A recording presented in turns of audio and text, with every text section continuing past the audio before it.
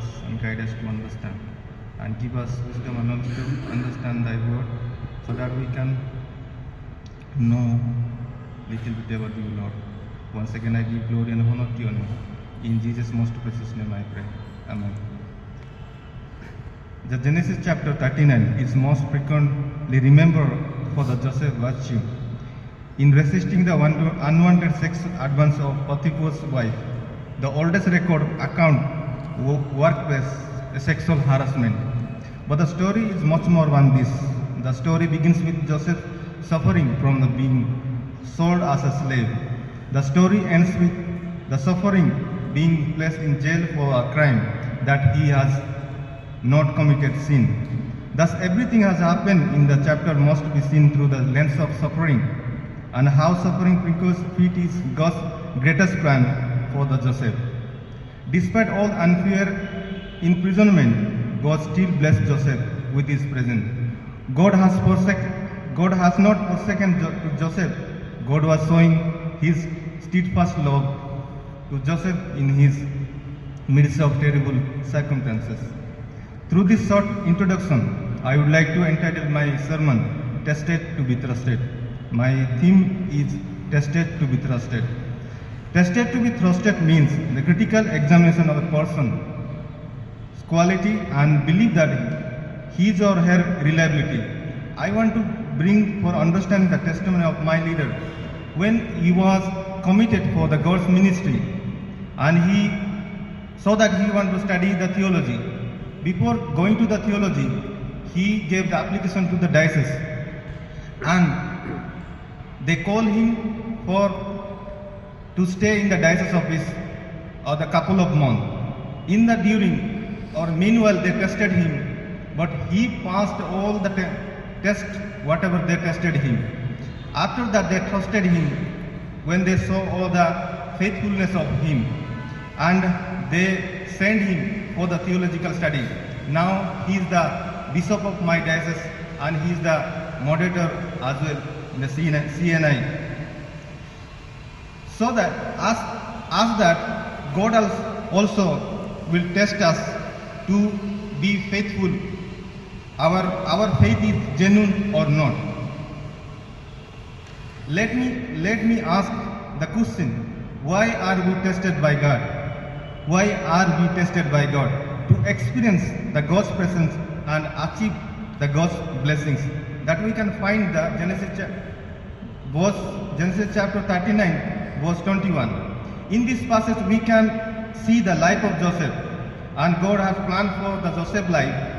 God saw to Joseph through the dreams, and God is going to do his life in future. So Joseph, in order to fulfill the God's plan, he remained loyal to God, and God fulfilled all his plan upon him. And when Joseph was became the governor of Pharaoh's kingdom, if Joseph had sinned, he could not be the governor of the Egypt. For this, Joseph faced many tests in his life.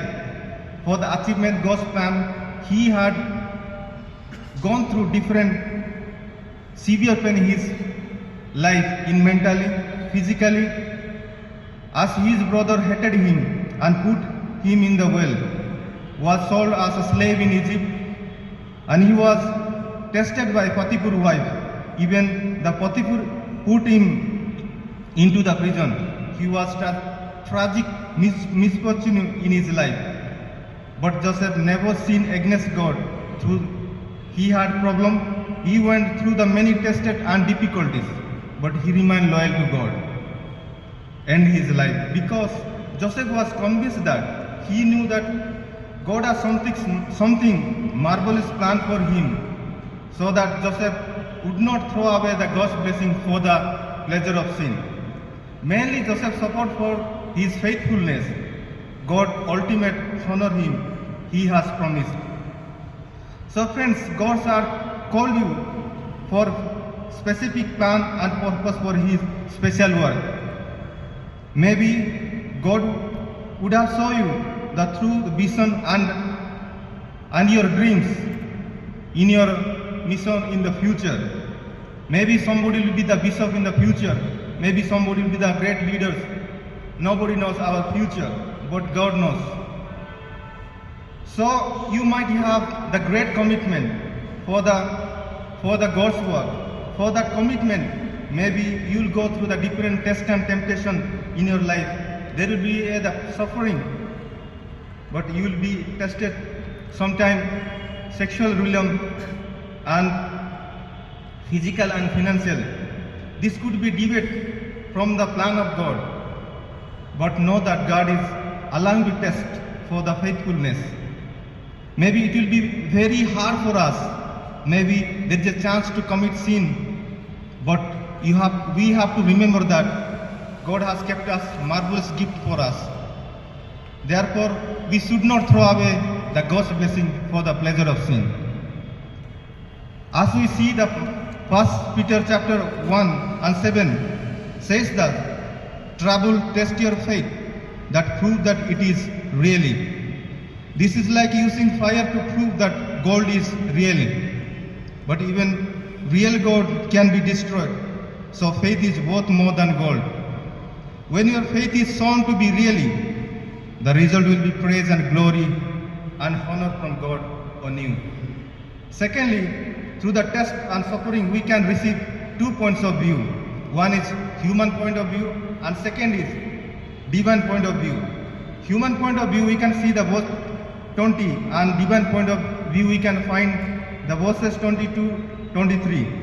The divine point of view, the suffering seems to be a tragic misfortune, and it seems to be a hopelessness. But when you see the divine point of view, the suffering seems to be an experience of the God's presence, and it seems to be an experience of God's goodness, and it seems to be an experience of God's powerful. Because when Joseph was going through suffering, that time God was with Joseph to fulfill God's plan. And Joseph had great commitment, as we can see that chapter.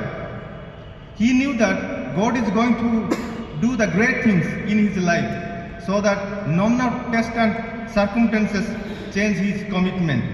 One of the theologians says that the circumstances which you have taken, the commitment may change, but the commitment should not change whatever may be the circumstances. Once again, I want to tell that circumstances in which have been taken, the commitment may change, but the commitment should not change whatever may the circumstances.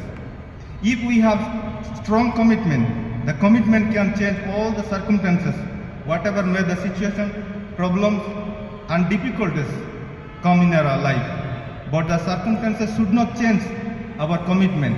If circumstances change our commitment, then we cannot fulfill our goal. So let's take a challenge to have a strong commitment.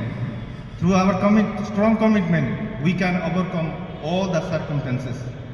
As we see that Jesus' life, when Jesus, he was a God, he left all glory and come to the earth. He humbled himself. He went through the suffering, test and temptation, but he humbled himself and became the obedience to the point of death, and death on the cross. Therefore, God exalted him to the highest place, give him the name above all names. Let's spend a moment of silence and recollect what we heard in this time.